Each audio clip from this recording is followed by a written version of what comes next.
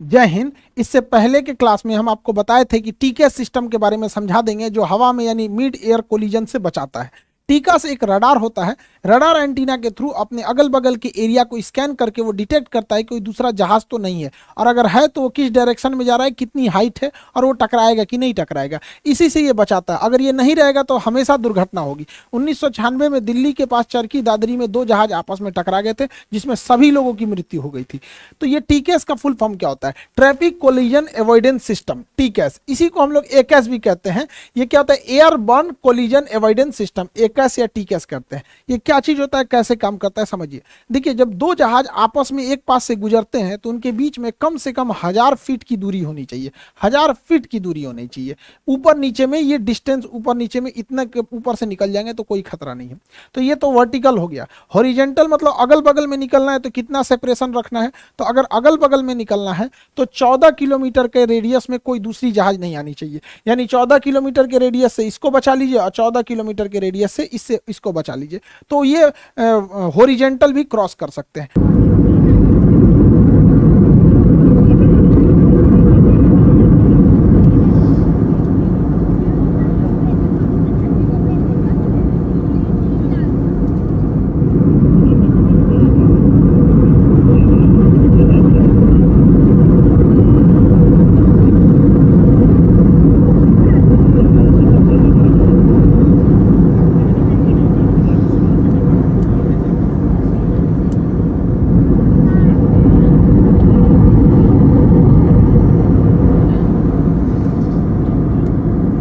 TKS इसी distance को maintain रखने में हेल्प करता है। अगर ये रेडियस कम होगा तो वो वार्निंग देने लगेगा, अगर ये पास आने लगेंगे तो दोनों प्लेन को वार्निंग देने लगता है टीकेएस सिस्टम। अब ये कैसे काम करता है उसको एक एक करके समझते हैं।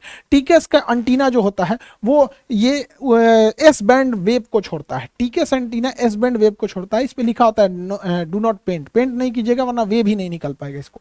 ये ऊपर नीचे भी स्कैन करता है, इसलिए फ्यूजलार्ज के ऊपर और नीचे दो एंटीना लगाया जाता है। फ्यूजलार्ज जहाज के मेन हिस्सा को फ्यूजलार्ज कहते हैं, जिसमें पायलट और पूरे पैसेंजर बैठे रहते हैं। वो पूरा का पूरा हिस्सा हो गया फ्यूजलार्ज हो गया, और ये विंग्स हो गया, पीछे स्टेबलाइजर हो जाते हैं। पूरे जहाज में यही सिस्टम होता है। तो दो ठो लगे होते हैं, एक फ्यूजलार्ज के ऊपर जो ऊपर के एरिया को स्कैन करता है, एक फ्यूजलार्ज के नीचे जो नीचे के टोटल एरिया को स्कैन करते रहता है।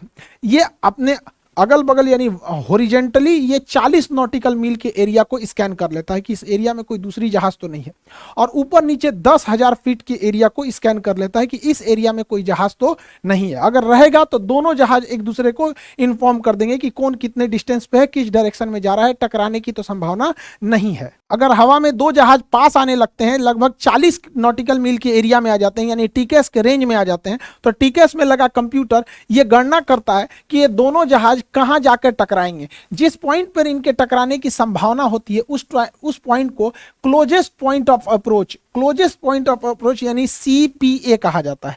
तो क्लोजेस्ट पॉइंट ऑफ अप्रोच से दूर रहना चाहिए, वरना ये वो जगह होता है जहां दोनों की टकराने की संभावना होती है और कितने मिनट बाद टकरा जाएंगे ये कैलकुलेशन टीकेएस का कंप्यूटर कर देता है, और इसके बाद वो वार्निंग देने लगता है। अगर ये 40 नॉटिकल मील दूर है इंट्रूडर, दो जहाज आपस में एक दूसरे को इंट्रूडर कहते हैं, इसके लिए ये जहाज इंट्रूडर है और इस जहाज के लिए ये जहाज इंट्रूडर है, यानी आपस में टकरा सकते हैं।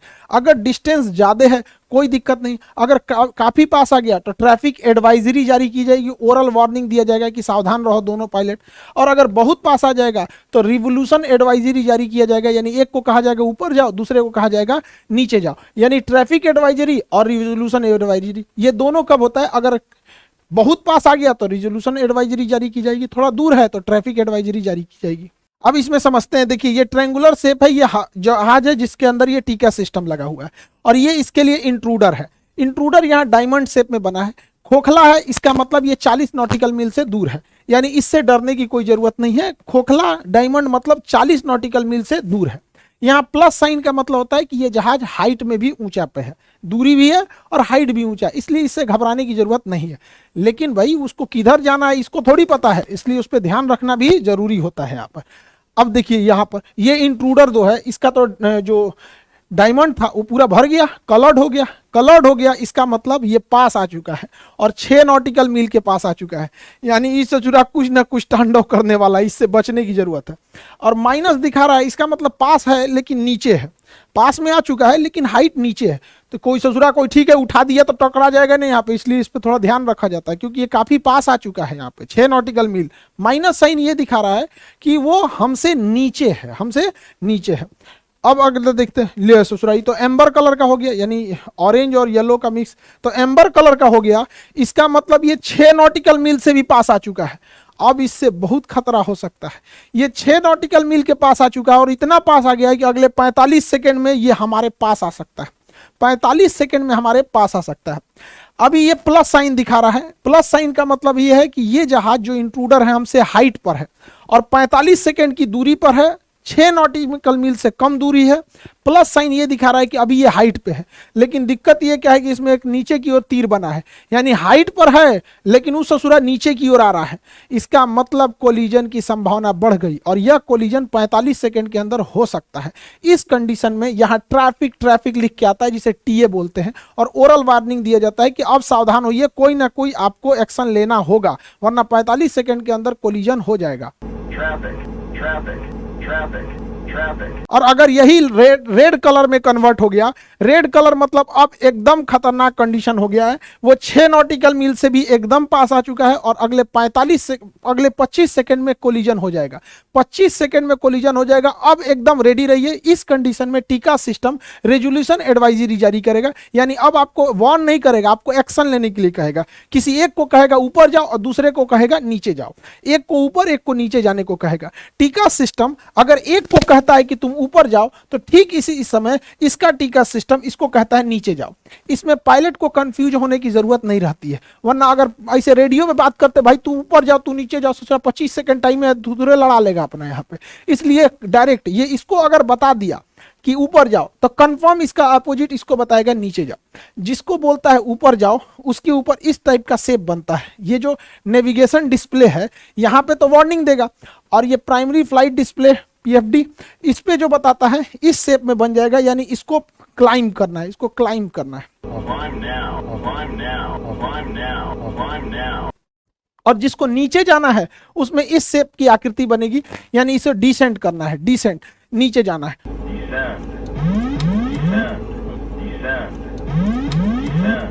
और ताकि दोनों के बीच में एक सेफ डिस्टेंस बना के सेपरेशन किया जा सके। जब ये एक सेफ डिस्टेंस बना के चले जाते हैं तो इसके पास से सारी डायमंड शेप हट जाते हैं, इसका पूरा नेविगेशन डिस्प्ले क्लियर हो जाता है। इसका मतलब इसके नेविगेशन डिस्प्ले में अब कोई दिक्कत नहीं है। इसको जितनी हाइट पे एयर ट्रैफिक कंट्रोलर ने बोला था और जिस रास्ते पे बोला था अब ये उस रास्ते पे जा सकता है, इसके पास कोई ट्रैफिक नहीं है। और एक ओरल वार्निंग आती है क्लियर कॉन्फ्लिक्ट करके।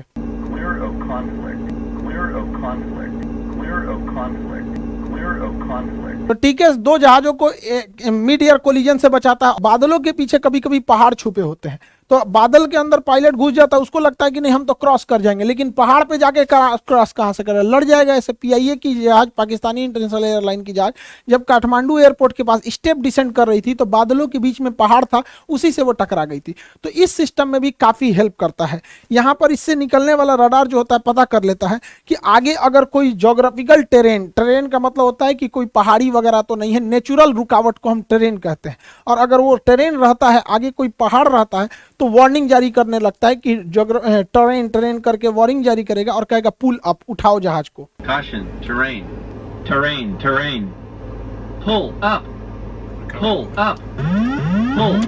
इस प्रकार ये किसी भी पहाड़ पर्वत से भी टकराने से रोक लेता है। जब टीकेएस सिस्टम नहीं था तो जहाजों में टकराने की संभावना बहुत थी, और ऐसा नहीं है कि पहले जहाज हवा में टकराए नहीं है, बहुत सारे जहाज टकराए, चाहे वो डीएचएल की जहाज हो या सेस्ना हो, पैसेंजर जहाज से टकरा गई, या भारत के चरकी दादरी यानी दिल्ली के पास जहाज टकरा गई। पहले क्या होता था कि पायलट के पास टीकेएस सिस्टम नहीं होता था, तो जो एयर ट्रैफिक कंट्रोलर होता था एटीसी, इसके रडार में दिखता था कि 2 जहाजें आपस में पास तो आ गई हैं क्या, तब ये एगो को कहता था तुम ऊपर जाओ जी, तुम नीचे जाओ। अब इसी में देर हो जाता था, कौन ऊपर जाओ कौन नीचे जाओ, इसी में टकरा जाते थे। तो टीकेएस सिस्टम का होना बहुत जरूरी है। 1996 में 12 नवंबर 1996 में दिल्ली के पास चरकी दादरी में 2 जहाज टकरा गए, और ये टकराया था कजाक एयरलाइंस के पायलट के बेवकूफी की वजह से। वहां घोंचू था ससुराऊ। देखिए क्या है, दिल्ली एयरपोर्ट से एक जहाज उड़ान भरती है सऊदी एयरलाइंस, और ये उड़ान भरती है दिल्ली एयरपोर्ट से, और इसी समय दिल्ली एयरपोर्ट पे कजाकिस्तान से जहाज लैंड होने के लिए आ रहा होता है, उसका नंबर होता है कजाक एयरलाइन का 1907। तो ये दोनों आ रहे होते हैं। अब इसके लिए एयर ट्रैफिक कंट्रोलर जो था, एयर ट्रैफिक कंट्रोलर यहाँ बैठा होता है, ये सऊदी एयरलाइन से पूछा कि कितने, तुम 14,000 फीट पर बने रहना। तो सऊदी एयरलाइन को कहा कि 14,000 फीट पर बने रहना, तुम्हारे ऊपर से कजाक एयरलाइन जाएगी। तो इसको कह दिया 14,000 पर बनने के लिए, और इसको ये भी बोल दिया कि तुम्हारे ऊपर से कजाक एयरलाइन अभी गुजरेगी। और इससे पूछा, ये air traffic controller Kazakh airline से पूछा कि तुम कितने हाइट पर हो। तो ये बैला कह रहा है कि हम 16,000 फीट पर हैं। तो ये कहा ठीक है, तुम डिसेंड करके 15,000 फीट पर आ जाओ और तुम्हारे नीचे से निकलेगी सऊदी एयरलाइन। तो कह रहा है ठीक है, हम 15,000 फीट पर आ जाते हैं और एक दूसरे को क्रॉस कर जाएंगे। यहां हो गया भयंकर गलती, ये बैला 16,000 फीट पे था ही नहीं, ये बैला था 15,000 फीट पर पहले से। और इसको जब एटीसी ने कहा कि ठीक है तुम 16,000 पे हो तो एक काम करो 15,000 पे चलाओ, तो ये बैला 1,000 फीट घटा दिया। तो ससुरा 16 पे था नहीं, इसको लग रहा था कि 16,000 पे, इसका अंग्रेजी कमजोर था, ट्रांसलेट कर रहा था, डिक्शनरी लेके बैठा था, वही में बतिया रहा था धीरे धीरे करके। तो इसे ससुरा 15,000 था, घटा के कर दिया 14,000 फीट। और जैसे 14,000 फीट किया, सऊदी एयरलाइन पहले से उड़ रही थी 14,000 फीट पे, दोनों में भीषण टक्कर हो गया, कोई नहीं बचा, मिड एयर कोलिजन हुआ था। पूरी चरकी दादरी दिल्ली के पास ही जगह है दादरी, वहां लाश गिर रहे थे सब, किसी के घर पे, मकान पे, किसी का कटा हुआ हाथ, जला हुआ शरीर। इतना बेवकूफी घोंचू पायलट के चक्कर में था। ससुरा 15,000 पे, करा 16,000 पे। तो ऐसी गलती ना हो, अगर टिका सिस्टम रहता तो इसे रोक लेता। एक और गलती हुई थी यहाँ दिल्ली एयरपोर्ट पर। उस समय दिल्ली एयरपोर्ट पर प्राइमरी रडार हुआ करते थे। प्राइमरी रडार इस शेप में होता है और ये केवल जहाज के पोजीशन को बता देता है, यहाँ जहाज है। ये नहीं बता पाता है कि जहाज कितनी हाइट पर है। अगर ये बता देता कि जहाज कितने हाइट पर है तो एयर ट्रैफिक कंट्रोलर को कजाक एयरलाइन से पूछना ही नहीं पड़ता, खुद ही देख सकता था कितने हाइट पर है। लेकिन प्राइमरी रडार केवल जहाज का लोकेशन बता पाता है, ये नहीं बता पाता है कि कितनी हाइट पर है। सेकेंडरी रडार लगाया गया, सेकेंडरी सर्वेलांस रडार, ये भी बता देता है कि जहाज कहाँ है, साथ में ये भी बता देता है कि जहाज की ऊंचाई कितनी है। अगर उस समय दिल्ली एयरपोर्ट पर सेकेंडरी रडार रहता तो एटीसी खुद देख लेता कि सऊदी एयरलाइन 14,000 पे है और कजाक एयरलाइन 15,000 पे है। वो पूछकर बकलोलवा पायलट के भरोसे नहीं बैठता और वो आराम से सेपरेशन करके निकाल सकता था। एक और वहां गलती हुई थी कि टीका सिस्टम नहीं था। टीका सिस्टम जो रहता तो दोनों पायलट को ऑटोमेटिक बता देता कि भाई तुम ऊपर जाओ, तुम नीचे जाओ, वहां एडवाइजरी जारी कर देता। क्योंकि टीका जो होता है ना, लास्ट लाइन ऑफ डिफेंस होता है, ये बहुत जरूरी चीज होता है। दोनों को एक साथ मैसेज भेजता है, एक को कहेगा ऊपर तो दूसरे को कहेगा नीचे, अगर इसको कह दिया ऊपर तो इसको कह देगा नीचे। और एक और उस समय था, दिल्ली एयरपोर्ट पे आने और जाने का दोनों रास्ता सेम था। अभी क्या कर दिएगा, अलग अलग कर दिया। उड़ने का रास्ता अलग है, उतरने का रास्ता अलग है। पहले एक ही रास्ते होते थे, अभी अलग अलग किया गया। तो अभी के समय में एविएशन काफी सेफ हो चुका है, टेक्नोलॉजी आ चुकी है, लेकिन पहले इतना सेफ नहीं था। किसी भी जहाज के एक्सीडेंट के बाद इस पे करोड़ों रुपए खर्च के इसका केस स्टडी किया जाता है कि आखिर इसमें ऐसी घटना क्यों हुई थी, और ये काफी जरूरी है ताकि उसी से मिलता जुलता दोबारा घटना ना हो सके और इस परिवहन को सुरक्षित बनाया जा सके। आई होप आप इसे समझ गए होंगे। बाकी ऑनलाइन क्लासेज आपके चल रहे हैं, बीपीएससी का क्लास, यूपीएससी वाला क्लास, फाउंडेशन और बिहार दरोगा बहुत जल्दी आने वाला है। मिलेंगे नेक्स्ट क्लास में। जय हिंद।